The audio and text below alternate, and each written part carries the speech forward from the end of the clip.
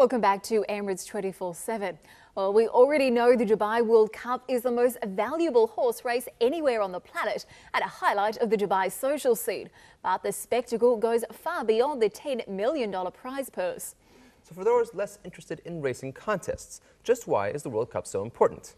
And how do you put on an event of this magnitude? Well, here to tell us more about the event's wider impact is Harry Tregoning, racing pundit on Dubai Eye Radio and the director of Gulf Equine Feeds. Harry, welcome to the show. Well, thank you very much. It's a pleasure to be here. Thank you for joining us. Now, of course, the big race is on the weekend, this coming Saturday. What kind of last-minute preparations are we seeing, last-minute challenges for the stables involved for the event itself? Well, the stables themselves are very much, they've done most of their work at this stage. The horses are now in a position, like any athlete, just before an event, they're ready. So they've just got to keep the horses ticking over, keep them sound and not injured and not put them at any risk, and just make them relax. And so the trainers have done pretty well everything. They'll go and have a light gallop canter in the morning, just stretch their legs and just tick over. I suppose it's like any human before a big event. If you're going to do a marathon, you don't run a marathon the day before. So still... that takes it out of you. So that's the side. The horses are pretty well ready to go. The jockeys are they're professional guys, so there's no need to worry about that. The trainers and owners just need to relax, and then they'll be all ready to go. But there's an enormous amount of work and logistics going on at Meydan, getting it ready. I mean, there could be a crowd of up to just short of 100,000 if all the tickets are sold by the day. So you can imagine any sports ground that has 100,000 people, or all the sort of food and beverage departments, and just getting it so that the whole event goes smoothly. You know, there's all sorts of competitions going on for fashion, so they have to be ready for that part of it. There's even a pop concert afterwards with Tony Braxton singing. So there's entertainment for everybody, right through from early afternoon when the gates open, right through to after the World Cup, right probably through to midnight. So certainly a couple of sleepless nights still for Meydan, a lot of work still to be done. Now, obviously, there is $10 million in prize money up for grabs, but do you think the interest in the event goes beyond just this big money? And what, I suppose, would a successful win really mean to the team? Well, to start with, the interest is very much there from a worldwide point of view. It is the richest race in the world, but the whole evening is extremely rich. There's $27.25 million worth of prize money throughout the evening. So there are other very important races. The last three races are the big races: the Dubai Duty Free, the Dubai Shima Classic, and the World Cup itself. So there's enormous interest in those three races, but the other races are still worth quite a few $1 million as sort of leading up to it. For the horse that wins it, well, providing they're still entire, they could go and have a life as a stallion afterwards. They'd probably race the rest of this season.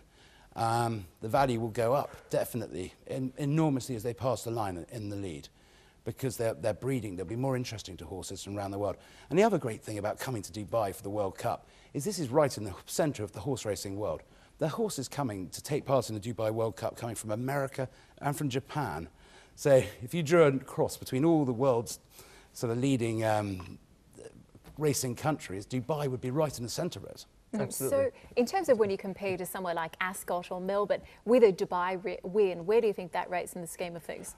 Well, it's a relatively new race. It's 15, I think this is the 17th running, and it's still sort of growing, but it's very much, it can be equally rivaled, and nothing can beat history.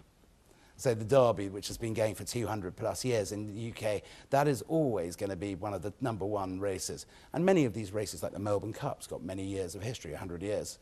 So it's going to take a bit of time for that really to grow, but this is, because it's got this enormous prize money, there is great interest from around the world, and of course people want to win it. Everyone's driven by money, aren't they? That is very true. And I mean, now, of course, the big question then, when you're looking at the big races you mentioned, of course, the race over the weekend is, you know, who are the favorites? Who should we be looking out for? I mean, even for sort of casual racing fans like myself, I mean, you still get really invested in the races. Who are you looking out for? Well, if you're taking part in the Pick 7, you're looking for some of the more fancied horses on the international markets, which give you a guide. And very much the most fancied horse is a horse called So You Think. This is trained in Ireland. It arrived earlier this week out here, and this horse is a bit of a globetrotter. It was a runner-up in the Melbourne Cup, which we've already mentioned, and it was a runner-up at Royal Ascot to a Godolphin horse, and then it won the Eclipse, which is a big race in England. and say this horse is a real champion and a globetrotter. And the other horses that you probably look out for, there's the Japanese horse. There's one that's won 9 races in a row, putting this record on a line here, and it's called Smart Falcon. This horse, which is appropriate, I guess, for the UAE, Smart Falcon. Well, it sounds more like a UAE horse, doesn't it? Of course. But it is Japanese, and that's got a great chance. And there's Game On Dude, who's come from America. And there's a great story about this because the trainer arrived on Sunday, Bob Baffert, and he's quite a sort of film star-y sort of guy, and a great trainer. He's won pretty well every race in America you need to win. Absolutely. And he arrived, had a heart attack. So Sheikh Mohammed very kindly looked after him, got him straight to the best hospital. And this guy was tweeting, and he has pictures of him in his hospital bed with Sheikh Mohammed and all the team all around him. It's absolutely fantastic. So if this wins, there'll be great celebrations. Absolutely. All right. Well, all definitely horses to watch. Harry, thank you so much for joining us on the show. It was a pleasure having you. Well, thank you very much indeed. A pleasure. Thank you.